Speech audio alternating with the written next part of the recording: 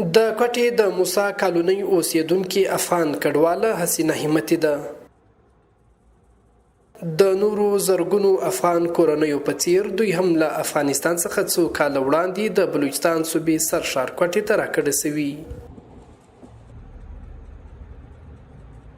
ماشاءالله دې په وطن کې مو هر څه شته، هر ښایست ده، خو لیکن هغه یو څه نشته چې ډېر مهم دی د وطن د پرمختګ لپاره، هغه د تعلیم چې د ډېرو نجونو هیلې یې ورماتې کړي دي. د یوې نجلۍ به ډاکټري خوښه وه، ډاکټري خو هغه د اوس هم کمه شته، د یوې به وکیلي، همدارنګه جرنالیست، هر څه مطلب هر چا خپل خواهشات راځي، لیکن هلته بند سوله. پښتو زموږ مورنۍ ژبه ده. په کال 2021 کې پر کابل د افغان طالبانو له واکمنېدو سره سم افغان طالبانو د نجونو پر لوړو زده کړو بندیز لګولی. حسینه وایي په دې عمل ځکه زیاته خفه ده چې دلته تر 12 ټولګي پورې له زده کړو کولو پس د کور ناستې ته مجبوره سوي، ولې چې د لوړو زده کړو لارې یې تړل سوي. موږ ته خو همدا مشکلات په مطلب چې اډمیشن چې به م کله اخیسته هلته به یې کله ماجر کارت غوښته، کله به یې شناختي کارت غوښته. مطلب په دغو کې ما اوس سلامت یو کال ضایع سو په دو خبرو کې. آیا که دا یو کال ما خپل تعلیم ته ورکړی څومره به ګټه وه، څومره به ښه و. د حسینې مور وایي د خپلو زامنو او لوڼو د زده کړو او ښه راتلونکي په موخه یې خپل کور، کلی او وطن پرېښی.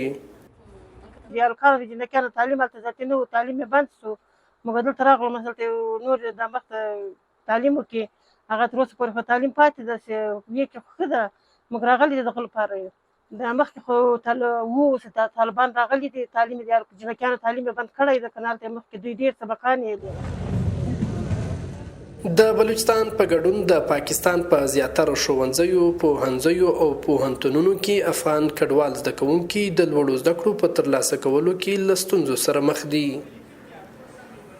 د کوټې بیوټمز پوهنتون د افغان کډوالو نارینه او ښځینه زده کوونکو لپاره ځانګړې څانګه ICRMS کې دا مهال تر 50 پورې افغان کډوال زده کړې کوي. پر کډوالو کارکوونکي نړیوالې ادارې UNHCR په مرسته دوی دلته لنډ مهال کورسونه کوي. افغان کډواله پوزیه همدرد وایي په افغانستان کې د نجونو تړل سوي ښوونځي، پوهنځي او پوهنتونونه یې زیاته خفه کوي، خو له افغان نجونو د همت نه بایللو غوښتنه کوي. دلته هم ځینې خنډونه شته چې زموږ د زده کړو مخه نیسي. مثلا ځینې کورنۍ دي چې اجازه نه ورکوي او هغه مو ملاتړ نه کوي، او ترڅنګ مالي ستونزې، ځکه موږ ځینو لريو ځایونو ته د لنډمهاله کورسونو لپاره لاړ شو. له افغان نجونو نه مې غوښتنه ده چې هیڅکله هم خپل همت ونه بایلي او خپلې هیلې له لاسه ورنه کړي، ځکه چې په تیارو کې ډیوې بلې وي. فقط له موږ غواړي چې همت وکړو او هغه ډیوه پیدا کړو. په افغانستان کې د طالبانو د بیا واکمنېدو 3 کاله پوره سوي، خو لا هم له 6 ټولګي پورته د نجونو پر زده کړو بندیز پای ته نه دی رسېدلی.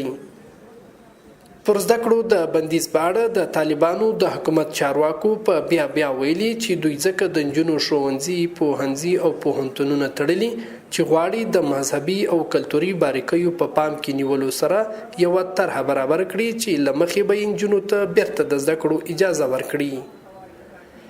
خو افغان نجونې غواړي چې نور دې د دوی په هیواد کې د نجونو لپاره د زده کړو دروازې پرانیستل سي، ترڅو په نورو هیوادونو کې د کډوالۍ ژوند کوونکي افغان کورنۍ د ښځینه‌و د زده کړو لپاره خپل هیواد ته ستنې سي او د تعلیم ترڅنګ د هیواد خدمت وکړي. حمید الله ستوری شیراني، DW کوټه.